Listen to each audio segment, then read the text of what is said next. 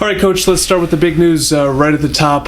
You announced that Matt Barkley won't be making this start on Saturday, his senior day. How tough is that to swallow? Matt, such a great career, and not being able to play on his own senior day. Yeah, very disappointed. I mean, even hard to come to the exact words, for Matthew and for his family after coming back and everything he's done for this university, this football program, what example he's been to all student athletes here.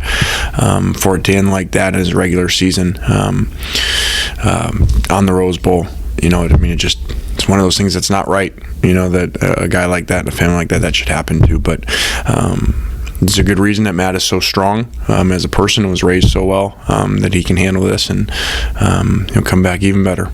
Is that it for him, or is there a chance we might see him for a bowl game? I would anticipate he would play in the bowl game, yes. When did you let Max Whittick know, and how did that conversation go that he'd be starting?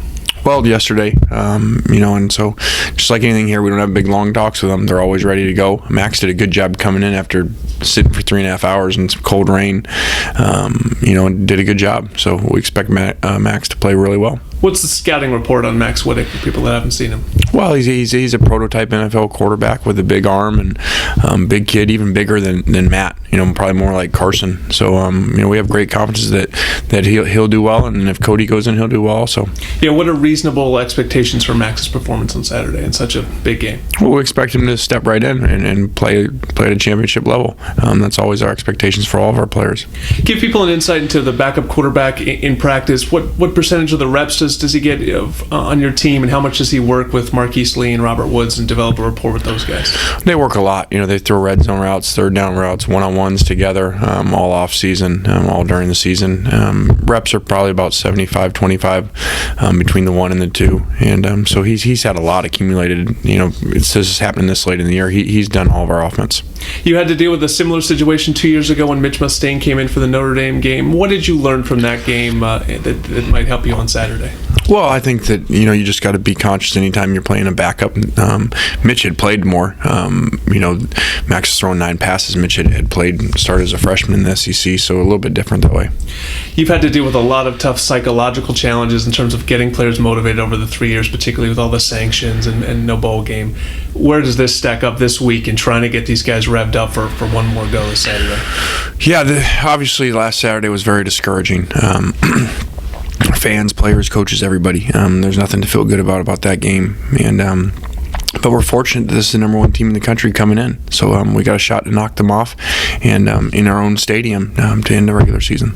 Let's talk about them. Brian Kelly, first off, does his offense, is it starting to shape up and look like what you know to be a Brian Kelly offense? Is this more like his team this year?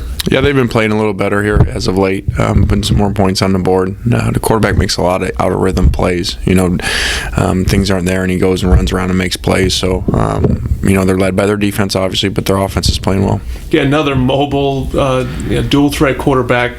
Can you compare him to anyone that you guys have played this year? Oh, I don't know that.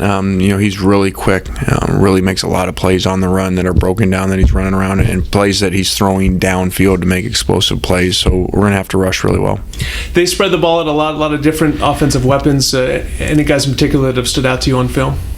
Well, I think the running backs, really have done a good job and created some explosive plays for him and some big plays. So the tight end's really good for another year in a row. So in another week in a row, we're going to face a really good tight end. How much does Monty Te'o stand out when you watch him on film? Well, he makes so many plays. He's the leader of their defense, and he's everywhere and lining everybody up and very physical. And he's got a great front in front of him, so it keeps people off of him. Not normal for a middle linebacker to have that many interceptions. To what do you attribute it to? Being a great athlete. That he can make so many plays in space and hands like a DB but hit like a linebacker. He's gotten most of the publicity for their defense, but really across the board, they only give up about 10 points a game. Is it the defensive line that you see is the toughest task to deal with? Yeah, it starts with the front 7. They're very big. They're very physical. A lot of experience, veteran group, and obviously led by the middle linebacker. Number 1 team in the country coming in. You've got a backup quarterback. You talk to the guys about rivalry lore, and if they do step up and do it, where this could rank and what a story it could be. Yeah, it's part of the tradition, of a great rivalry like this, and they all have stories over the years of different things, and this will be both times they've come in there with the staff. Matt's not been there, so we'll get the win this time and even it out.